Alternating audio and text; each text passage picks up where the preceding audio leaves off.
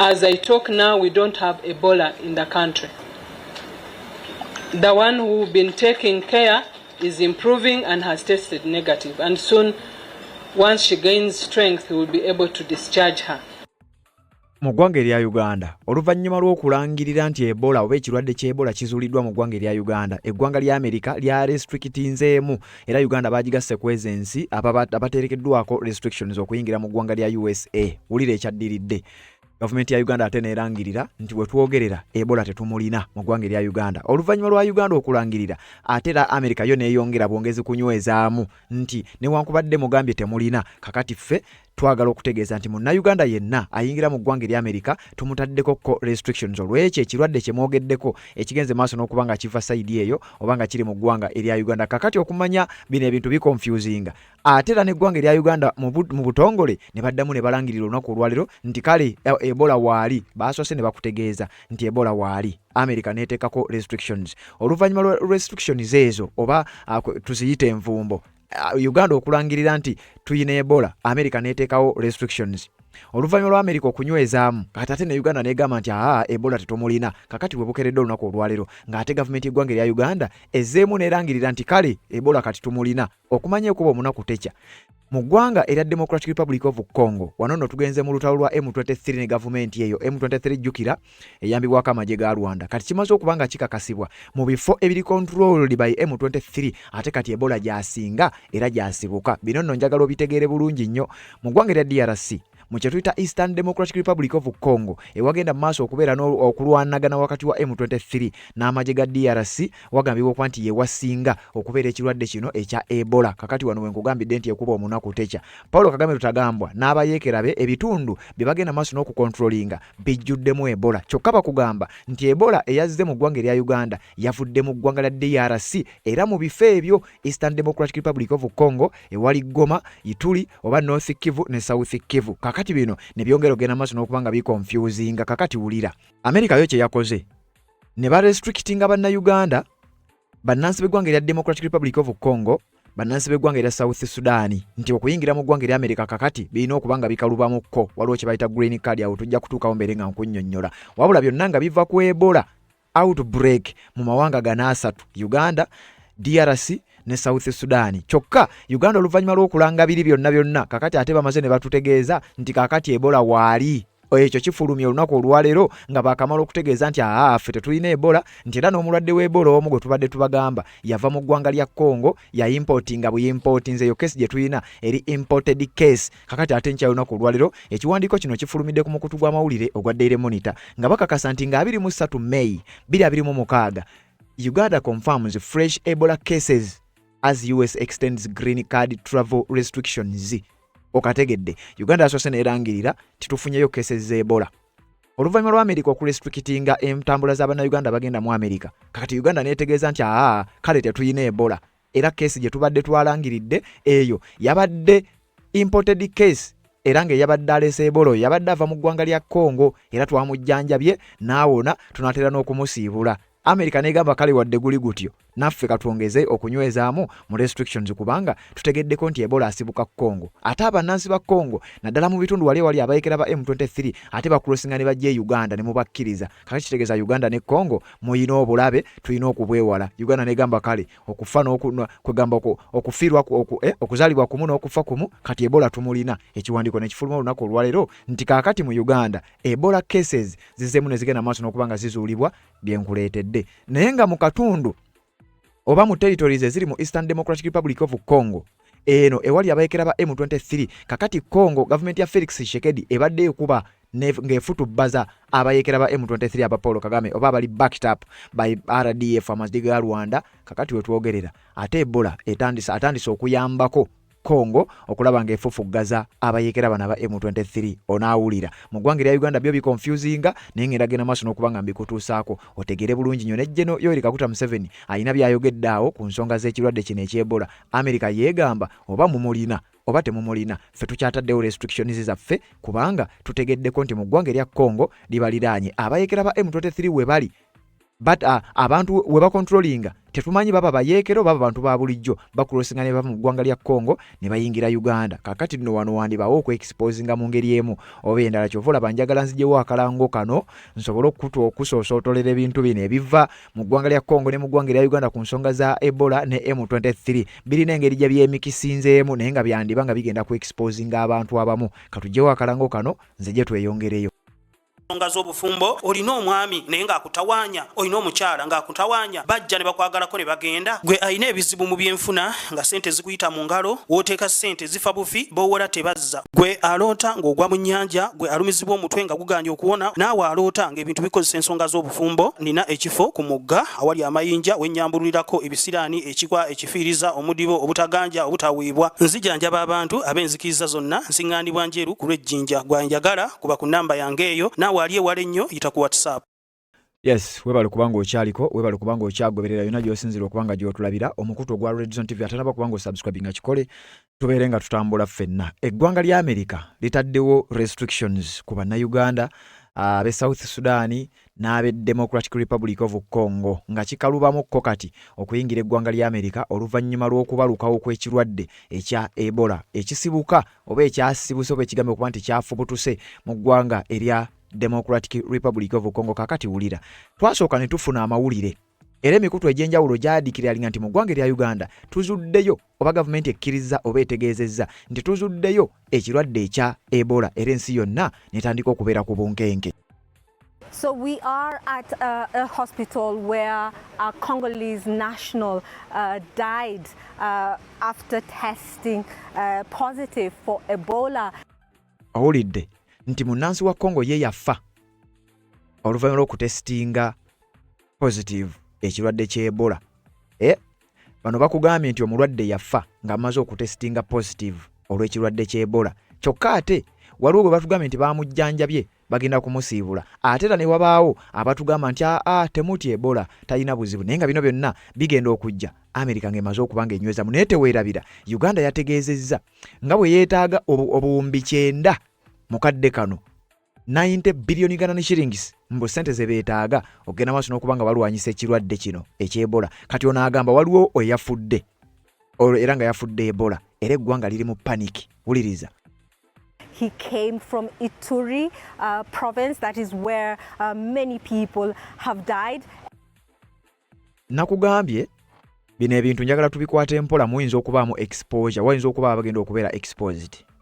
Ituri gyayogerako esangibwa mu eno province esangibwa mu mambuka aga North Kivu. Era Ituri eno yewali ekibuga kye bayita Bunia, nga mu Ituri eno yewali amagye ga Uganda aga UPDF era nga amagye ago gaali mu kulwanagana mbu n'akabinja aka ADF akali eyo mu ggwanga erya Congo. Naye ng'ate bwe tuva Ituri tukkirira kyemmanga waliwo North Kivu, then ate era ekyemmanga waliwo South Kivu. Ebyo byonna bye njogerako bijjuddemu abayekera ba M23 n'obubinja obulala. Naye ng'ebwo obubinja buyambibwako amagye ga Rwanda. Era bwe ebbanga lyonna ge mawulire ge tubadde tukuwa nti balwanagana n'amagye g'eggwanga erya Democratic Republic of Congo n'ekigendererwa ekyokuvuunika gavumenti ya Felix Tshisekedi. Kati omukyalo oyo akugambye eyavudde mu province eya Ituri yayingidde mu ggwanga erya Uganda. Era oluvannyuma lw'okuyingira mu ggwanga erya Uganda bw'atyo yazze n'ekirwadde ky'Ebola era ye yafudde. And doctors tried to treat him, but it was too late. So what's happening now because of that is that measures have been put in place. People are doing temperature checks. They're being told to wash their hands or use a sanitizer. They're being also given masks to protect themselves as well. We also know that after the death of the man, everyone who came in contact with him has been put on a quarantine just to make sure. In Kampala, I don't like to say we are safe. We are ready.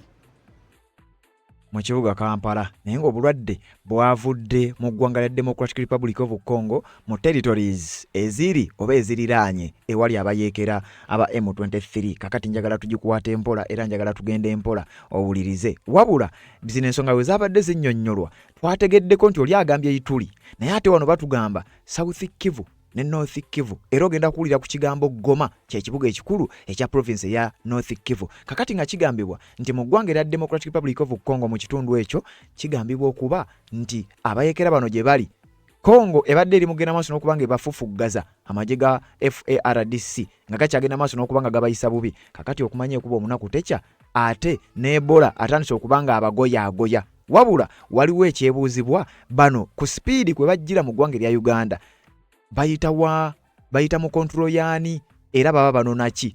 Kyokka teweerabira twasomako kowana amawulire nti abayekera ba M23 abamu bandi bambu nga bayingira mu ggwanga erya Uganda mu ngeri ez'enjawulo n'ensonga ez'enjawulo. Kati wano batugamba nti mu ggwanga erya Democratic Republic of Congo ekirwadde ky'Ebola gye kiri era okusingira ddala kiri mu province ezo ezirimu abayekera ba M23. Soko uliza akatambi kano ngenda kujja nkunnyonnyole. Health authorities in the Democratic Republic of Congo have confirmed an Ebola case in the eastern city of Goma. Goma is a densely populated urban center and it is currently under the control of the Rwandan-backed M23 militia.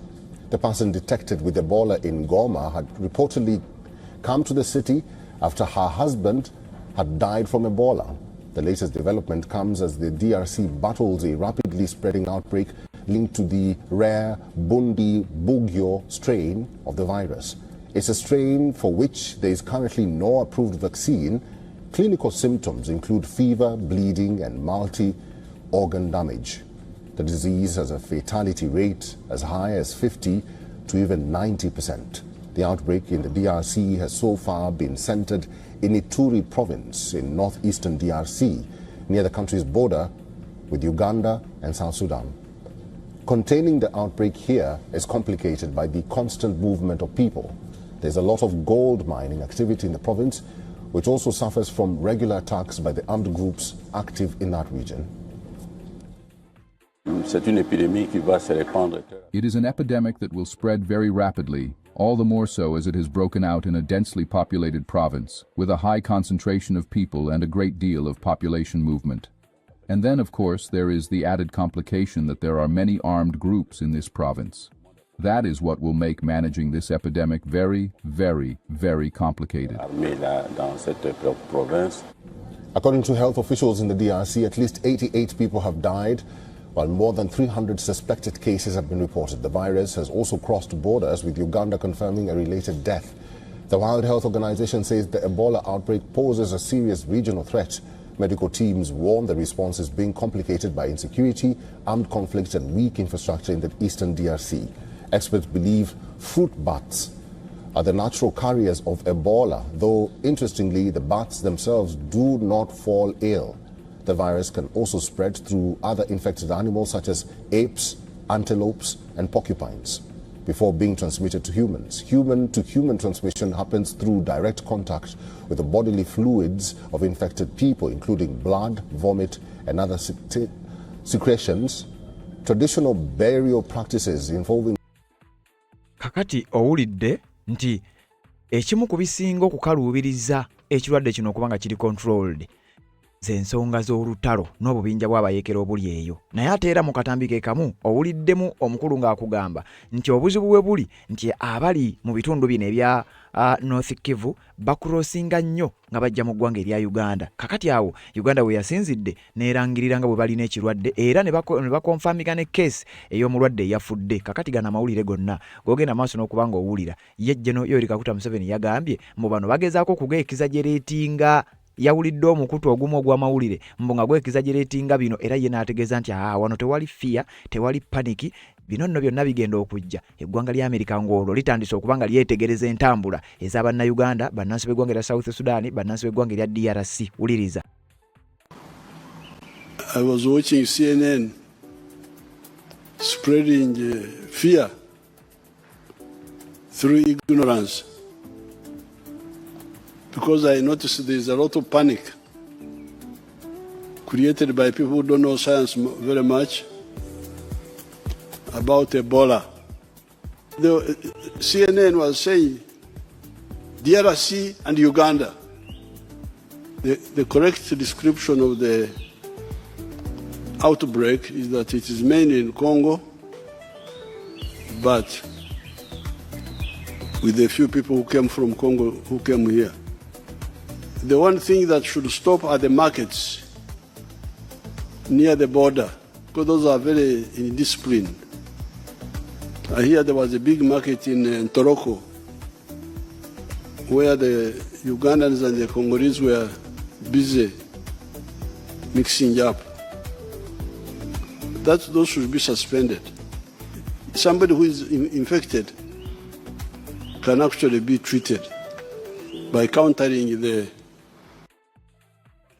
Owulidde ebigambo by'omukulu agaye nti CNN yabadde exaggeratinga kugamba yabadde ebisavuwaza era nga esindika okutya mu bantu n'agezaako okutegeeza nti tewali kutya. Wabula eggwanga lya Amerika mu kaseera katono nnyo ne bafulumya ekiwandiiko oba ne wabawo amawulire agafulumye nga gakonfaminga nti eggwanga lya Amerika litaddewo restrictions ku bantu abava mu ggwanga lya Uganda, DRC n'eggwanga lya South Sudan. Wano nate obunkenke ne bujja. Abakulu ne bategeeza nti bwe kiba bwe kityo bwe kiri tetulina COVID-19 yabadde tetulina Ebola. Eyabadde case y'Ebola yabadde imported case twagijjanjabye yawonyera tugenda gisiibula.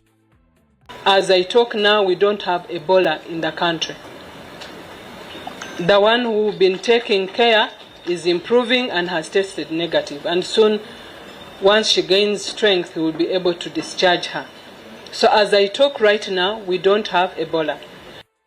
Bw'atyo bwe yagambye oyo permanent secretary mu ministry y'ebyobulamu amanyiddwa nga Dr. Diana Atwine yavuddeyo n'ategeeza nti we twogerera tetuyinaawo keesi yonna eya Ebola eyabadde omulwadde twamutreatinze era bw'anaaba ateredde bulungi nnyo tugenda kubeera nga tumusiibula. Amawulire ne gafuluma nti obuwumbi 9 gabadde gaakafuluma nti obuwumbi 9 bwetaagibwa okubeera nga Uganda erwanyisa Ebola. Diana Atwine akugambye tewali weyayogeredde awo ndowooza ssaawa nga 8 eziyiseewo nti tetulina keesi yonna ey'Ebola mu Uganda, eyo imported case tugenda maaso n'okuba nga tugijjanjaba. Eggwanga lya Amerika ne libagamba nti tukyayongedde era tukyataddewo envumbo kwegamba tukyataddewo restrictions ku bantu bammwe abatambula abajja mu ggwanga lya Uganda ne bakikkaatiriza tetulina Ebola. Ebola twamujjanjabye, eyo yabadde imported case era tugenda maaso n'okukola treatment, bw'anaaba ateredde tugenda na kumusiibula. Diana Atwine n'ayongerezaako ebigambo bino ngenda n'okusomera ekiwandiiko awo ogenda kutya. I just want to re-echo what Alan has said. Uganda has not registered any positive case apart from the imported 2 that we told you about on 15th and also 16th. And we have not registered any other. All our contacts are under observation and none has so far tested positive. And so high-risk areas have been identified, and these include all the districts along the western border. Okitegedde Dr. Diana Atwine ng'akakasa nti tetulinawo cases ndala okujjako ziri gy'owulidde gye yayogeddeko nti omu ku baabadde abalina Ebola abazze mu ggwanga erya Uganda ababadde bava e Congo twamutreatinze era oyo gwe twatreatinze essaawa yonna tunatera okumusiibula agende maaso n'okuba nga alya butala kubanga twazzeemu okumukebera ng'atestinga negative nga kitegeeza twajjanjabye Ebola n'agenda maaso n'okuba nga awona. Era ziba teziri busa, America neegamba nti ffe tuggaddewo. The United States of America has officially banned the entry for non-US citizens and foreign nationals who have visited Uganda, the Democratic Republic of Congo and the South Sudan within the past 21 days due to several Ebola outbreak. Eggwanga lya America lyalangirira gye buvuddeko awo ssaawa si nnyingi nnyo eziyise nti abantu abatali bannansi ba America non-US citizens abatambudde ne ba foreign nationals bonna ng'ogenzeeko Uganda, ogenzeeko DRC, ogenzeeko South Sudan tokkirizibwa kuddamu kulinnya kigere ekyo mu ggwanga lya America temporarily. The temporary restriction went into effect on May 18th, 2026. following the World Wide Health Organization's declaration of the outbreak of a public health emergency of international concern. Oluvannyuma lw'ekitongole ky'ebyobulamu ekyensi yonna okulangirira nti kituufu ekirwadde kino mu ggwanga lya Congo oba mawanga ago gye kiri. Kakati bano abasajja ne bagamba nti kakati ne woba ng'omanyi toli munnansi wa Amerika naye nga obadde oli mu Amerika gy'owangaalira, ne woba oli munnansi wa Amerika nga gy'omwobadde naye nga wakyaddeko mu nnaku zino eziyise nga wakyaddeko e Uganda, wakyaddeko South Sudan, wakyaddeko mu ggwanga erya Democratic Republic of Congo, kakati gira obeerayo tokkirizibwa kudda. Kakati ggwanga lya Amerika ne ligenda maaso n'okuggalawo. Bino nno nga bigenda bwe bityo, tugenda okutuuka ku nsonga eyo eggwanga lino nga liggalawo, Uganda ate neegamba nti kati awe bakugambidde nti cases ziweddewo, era njagala osooka owulira akatambi kano kemba nsinzirako nzije nkwongereyo. Katandike video. Ebola, yes, sir, Ebola. Yeah. Should Americans be concerned about Ebola?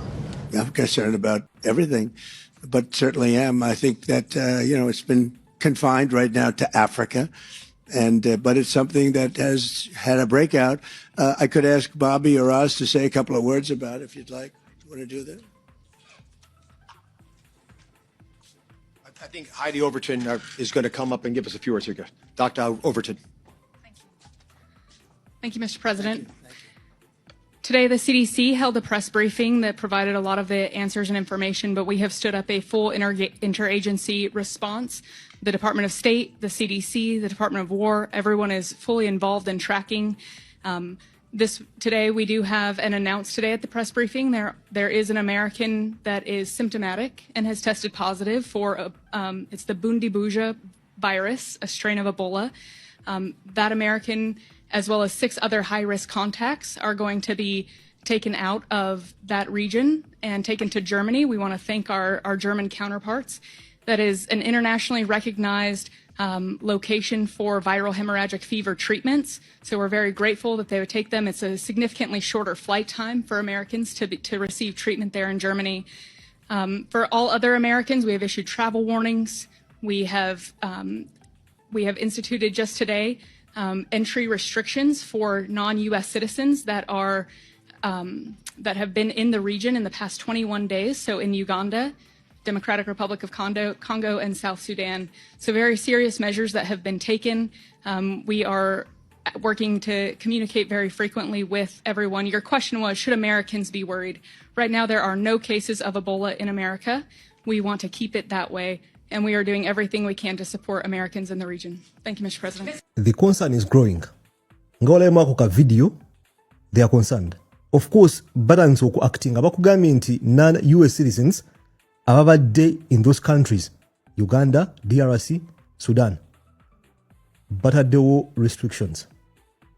This is going to grow. Kigenda ku expanding. Naye, putting the anxiety aside, n'okutya, I'm sure all of you, naye kenyinyi, we have full confidence mu basawo baffe Uganda, but nurses, we can handle this. There's no need for excitement ogamba nti omuntu omutwala simanya e Germany for isolation okujjanjaba a virus. We can fully handle this mu ggwanga. Naye, it has to be a collaboration between us now and ever. Be careful. Follow the regulations. Mu kaseera kano nga nkugambye, it's hard no matter what the government does or containing a virus. Is it possible nga Ebola yayingira dda? Kisoboka. Nga nkugambye, the borders are so porous. DRC, Sudan, Uganda, abantu bayitawo buyisi. Tuyina abantu abavuga trailers.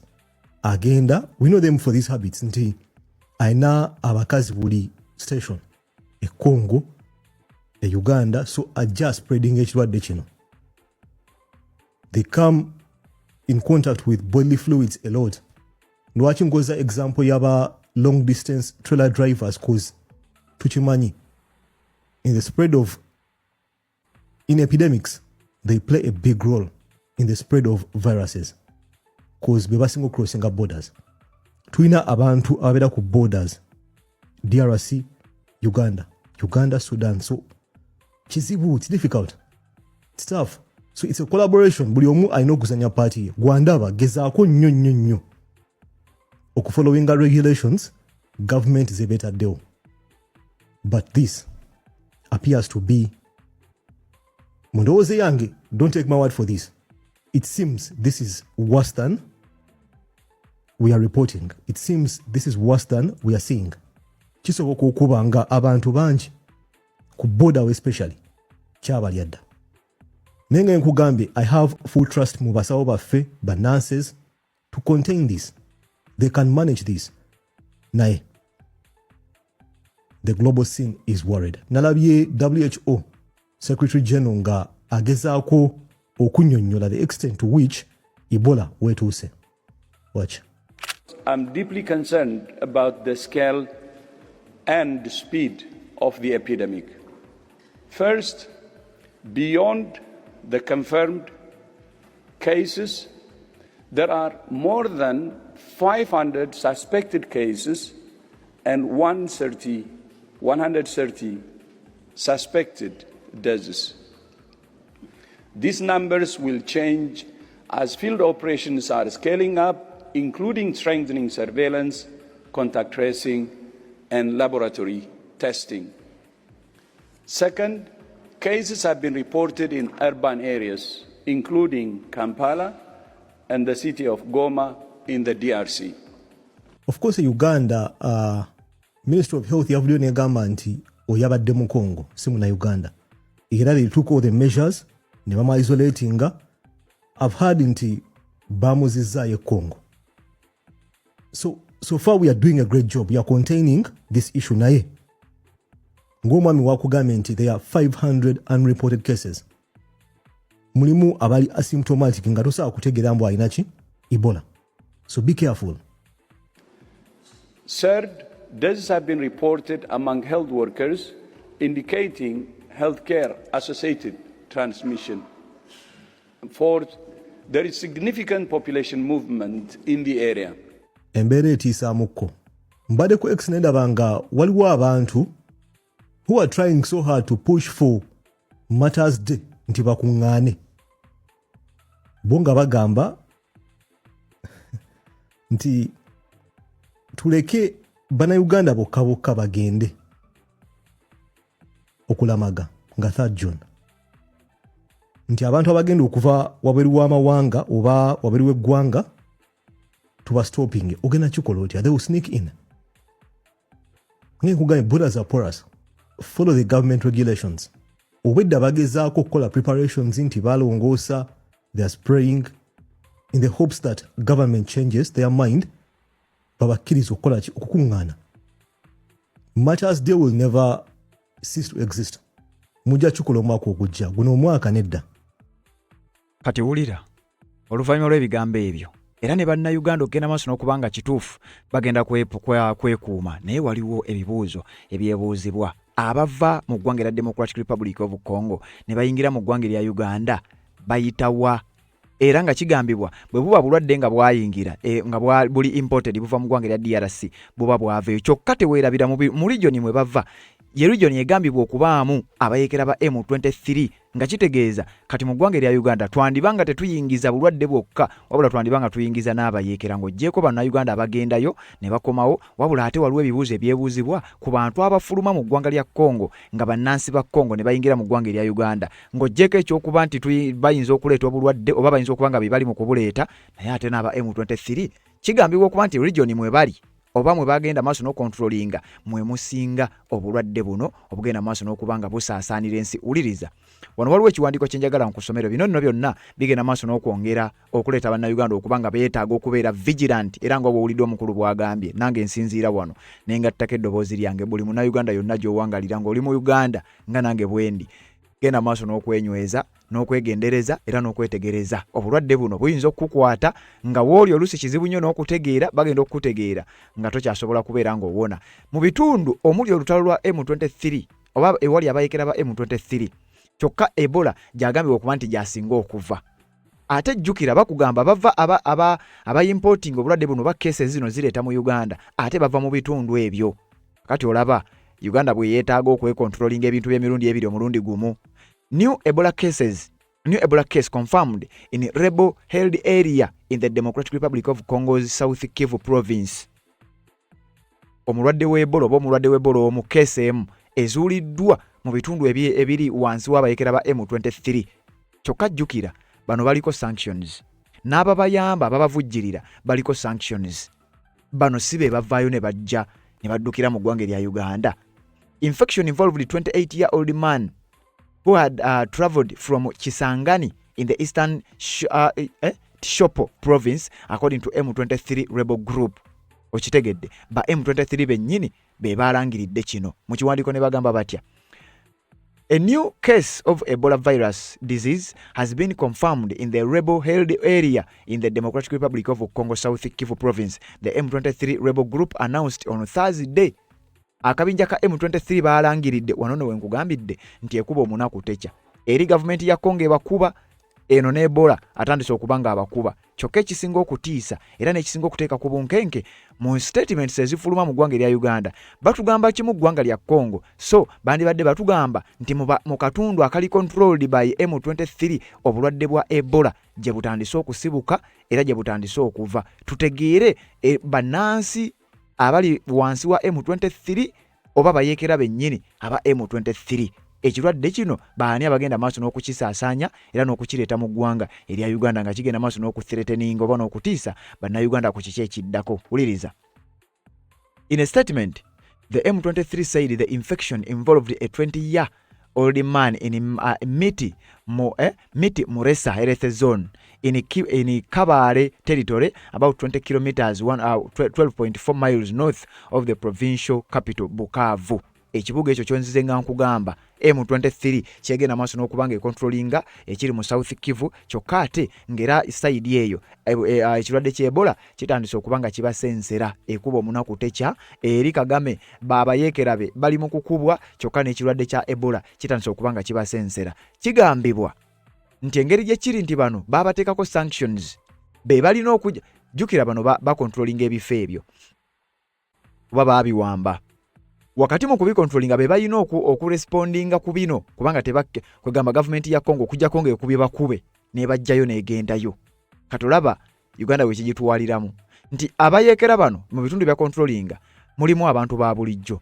Kati tumanyi bantu ba bulijjo bokka be bakurosinga ne bajja mu Uganda. Bayeekera be bakurosinga ne bajja mu Uganda basobola okuimportinga. Ntegeddeko nti Uganda ekoze kye bayita restrictions ku nsalosala ezimu naddala sides eyo Ntoroko ne Wa ne babanga abantu beeyo tebabakkiriza kugenda maaso na kubanga bajja mu ggwanga erya Uganda. Simanyi oba bana abalemeseza ddala oba kinaatuuka ekiseera ne babanga bawaguza naye ate teweerabira. Waliwo abayeekera side yawo abayeekera baba bannonosensi tetumanyi oba bina ababitya. Ate government ya ggwanga erya Democratic Republic of Congo tendaba kurespondinga ku bya South Kivu be Bukavu. Wano ne batugamba the patient who had traveled from Kisangani in the eastern Tshopo province died before the diagnosis was confirmed and was buried in accordance with existing health protocols to avoid risk of community spread. Ono patient ya traveling okuva Kisangani mu province emaidwanga Tshopo yazze era yafiiriddewo nga tebannabana kumukolako. Era oluvannyuma lw'okufa kwe baamuziise ng'amateeka g'okuziika omulwadde w'Ebola bwe gandibadde okwewala obulwadde buno ogenda maaso n'okuba nga busaasaana. Naye bino bye nkugamba biri mu area ziri controlled by M23.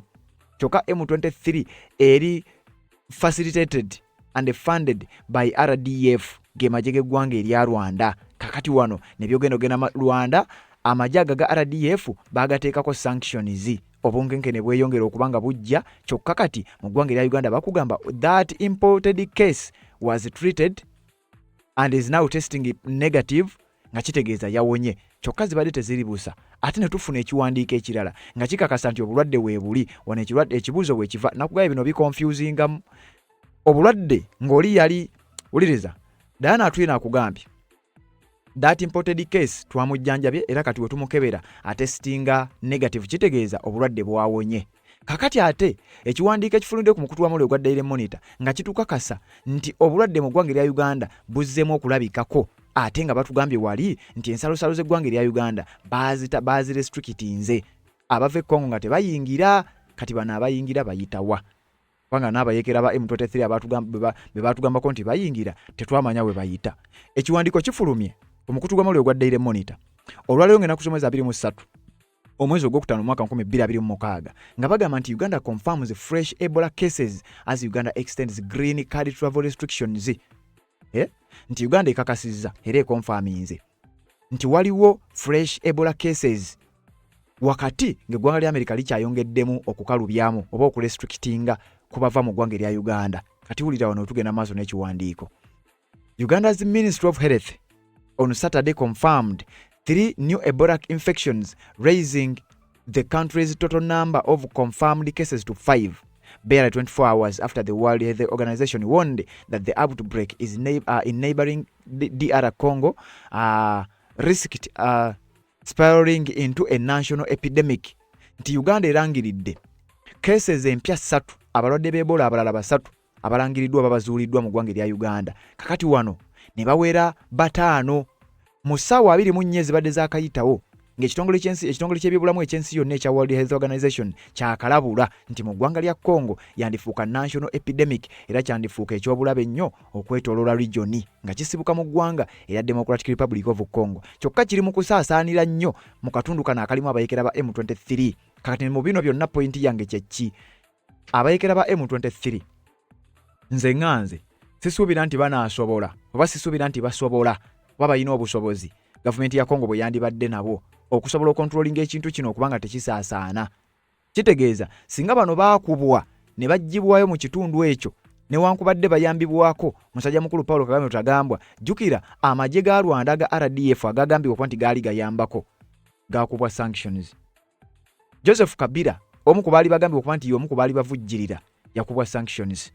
Abayekera bennyini tebali kugamba nabo bennyini baliko sanctions ezaabwe okuva eri ekitongole ky'amawanga amagatte. Kati mu region ze bakontrolinga ze zisinga okusaasaanya n'okutambulira mu ekirwadde kino eky'Ebola. Kyokka ate wulira kiveeyo ate ne kiyingira mu ggwanga lya Uganda. Kakati wano tugamba either abayekera bano bakubwe gavumenti taking over ebirenga esobola okulwanyisa ekintu kubanga n'amawanga gasobola ogiyambako nga legitimate government. Ekyokubiri bwe kitaba ekyo kati ffe wano Uganda okuggala ensalo okuggalwe ebya siriasi nga sibina ebyokwogera obwogezi kuba batugambye ensalo za Uganda ne Congo side yawo abantu we bandiyise bazirestrictinze n'ebitundu ebimu babataddeko awo ndowooza katugambe babatadde mu karantini omutonotono. Wabula ate ekyebuuzibwa kati zino keesi zibadde tezinnazuulwa buzuulwa naye nga zajjira mu bali abajja oba keesi zino wandibanga waliwo abalala abayingira ng'ate already ensalosalo za restrictingibwa. Ebibuuzo bikyagenda maaso n'okubanga biwera. Atannategeera nsonga eno nno mpanvumu ekirwadde kino eky'Ebola kirwadde kibi nnyo kisinga oba ne ku COVID-19 kubanga COVID-19 ye yajja lumu teyadda naye ate kino kimanyi okukomawo. In a press statement issued by the Director General Health Services, Professor Charles Oraro, the ministry on Saturday said the new infections involved a Ugandan driver who transported the country's first confirmed Ebola patient, a Ugandan health worker who treated the initial case, and a Congolese woman who traveled into Uganda from the DRC. Wano we wali ensonga yange wali pointi yange. Bakugambye ensalo baziggadde. Dino eggulire lifulumye leero ng'ennaku z'omwezi 23 era wendikoledde. Bakugambye ensalo baziggadde. Naye waliwo munnayuganda avuga truck eyayingidde mu ggwanga lya Congo era mbu ye yatransportinga oyo yali ayina ekirwadde kino eky'Ebola n'amuyingiza mu Uganda okusinziira ku Director General Health Service amidwanga Professor Charles Oraro mu Ministry y'ebyobulamu ku lunaku olwaliro lwennyini ategeezezza munnayuganda truck driver eyatransportinga omuntu eyasooka okujja n'ekirwadde kino eky'Ebola. Wabula kuliko omusawo eyasooka okutreatinga Ugandan health worker eyatreatinga eyo initial case oyo nayo obulwadde bwamukwata. Ne kubako n'omukyalo omukongo ku zino cases empya zengaze bazudde olwalero kuliko omukyala munnansi w'eggwanga lya Congo, a Congolese woman ono nga yatambudde okuva mu Congo kujja mu Uganda yayiseewa ng'ensalosalo zaabadde ziggaddwa nga bwe batugambye. Kakati oyo yayingidde ate ye yayiseewa okusinziira ku kiwandiiko kino. Olaba Ebola bwayinza okujja ebya M23 wali carelessness eyo ebyensalo zino za Uganda okubanga batulimbye tesisinzigale obanga teziri restricted kubayingira abave Congo ate ng'eggwanga lya America litaddewo restrictions kubagenda mu ggwanga lyalyo. Olaba Uganda bwe tuyinza okukafiiramu. The Congolese patient reportedly entered Uganda through Arua after falling ill in the DRC and later traveled to Kampala aboard a chartered flight where she sought treatment at private hospital on May 10th. Uliriza bannange ekitegeeza Ebola yandibanga yayingira dda tuyinza n'okulwala nga tuyinza kuba twala nga tetumanyi. Munansi omukyalo ono w'eggwanga erya Congo yayitira waggulu eri ku nsalosalo ya Uganda ne Congo mu bitundu bya Arua. Mumanyi Arua eri ku border, Congo etumalayo okuva eno wansi paka waggulu eno mu western part of Uganda. Kati nti omukyalo ono yayitira mu Arua, era bwe yatuuka eyo mu Arua n'alinnya ennyonyi. Ennyonyi eyo n'emuleeta paka Kampala, nti najja bagamba aboard a chartered flight, najja paka Kampala, eno gye yafuna okujjanjabibwa. Kati yo gye yajjanjabiddwa tabanga tasobola kubanga teyasiize balala. Although she was discharged in stable condition and returned to the Ulira, ono yavudde Congo ng'ategedde nti alina Ebola, n'agenda mu Arua n'alinnya ennyonyi, n'ajja e Kampala. Bwe yazze e Kampala ne bamujjanjaba n'awona. Bwe yamaze okuwona n'addayo e Congo. Yavudde Congo nga teri bujjanjabi, n'afuna obuvumu obuva e Congo, n'ayingira Uganda, n'ayingira Arua, n'ava Arua n'ajja e Kampala ne bamujjanjaba n'awona n'addayo. On May 14th, Ugandan authorities later traced and tested her after receiving a trip off from the pilot who airlifted her. The sampler later tested positive for Ebola. Okitegedde nti n'omuntu eyavuga ennyonyi eyo kwe yatuula omukyalo oyo, ennyonyi eyo eyagivuga naye yatestinze positive ekirwadde kino katoloza kyakutte bameka. Kyokka bino nkugambye byaliwo nga 14 omwezi guno leero 23.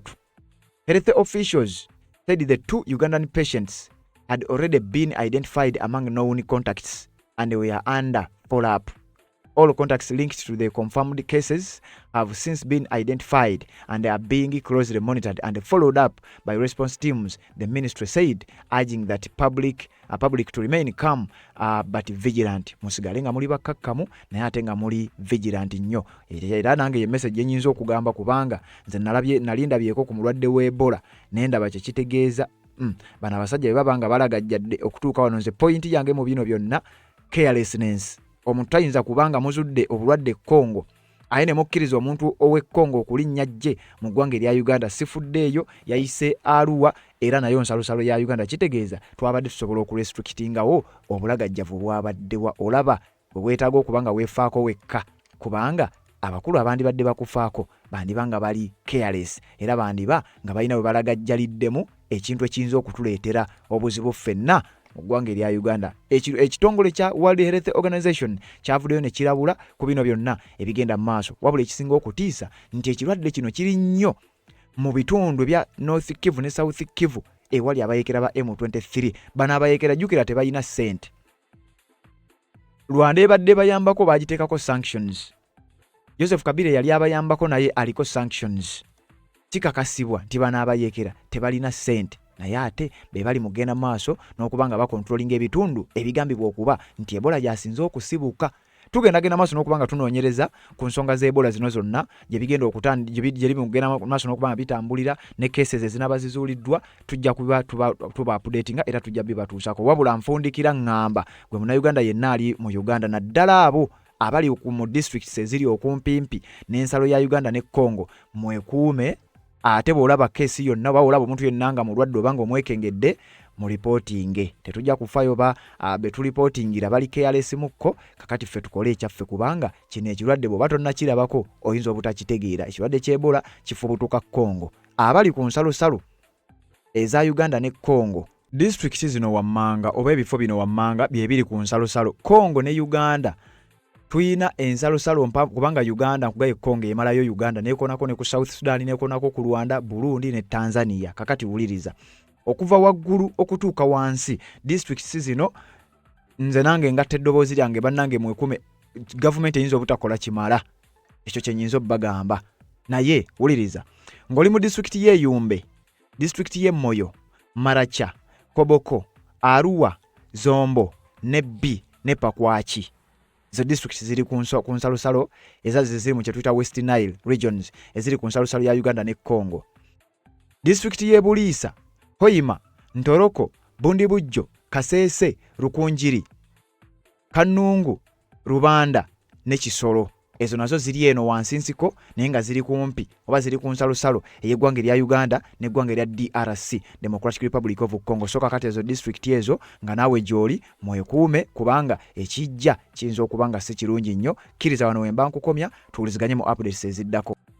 ensonga z'obufumbo olina omwami naye ng'akutawanya olina omukyala ng'akutawanya bajja ne bakwagalako ne bagenda gwe alina ebizibu mu byenfuna nga sente zikuyita mu ngalo w'oteeka sente zifa bufi b'owola tebazza gwe aloota ng'ogwa mu nnyanja gwe alumizibwa omutwe nga guganja okuwona naawe aloota ng'ebintu bikozesa ensonga z'obufumbo nina ekifo ku mugga awali amayinja wennyambulirako ebisiraani ekikwa ekifiiriza omudibo obutaganja obutaweebwa nzijanjaba abantu ab'enzikiriza zonna nsiŋŋaanibwa njeru ku lw'ejjinja gwanjagala kuba ku nnamba yange eyo naawe ali ewala ennyo yita ku WhatsApp.